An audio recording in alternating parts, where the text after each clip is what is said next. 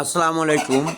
এই যে দেখেন এখানে বেশ কিছু টাইগার মুরগি আছে। এটা হচ্ছে সবুজ বাংলা পোলট্রি হ্যাচারির টাইগার মুরগি শেড। এই মুরগিগুলো বেশ সুস্থ আছে। এখান থেকে বেশ কিছু মুরগি বিক্রি করা হবে। মুরগিগুলো বর্তমানে কিছু মুরগি ডিম দিচ্ছে এবং কিছু মুরগি ডিম দেবে। আগামী 15 থেকে 20 দিনের ভিতরে সব মুরগিগুলোই ডিম দিবে।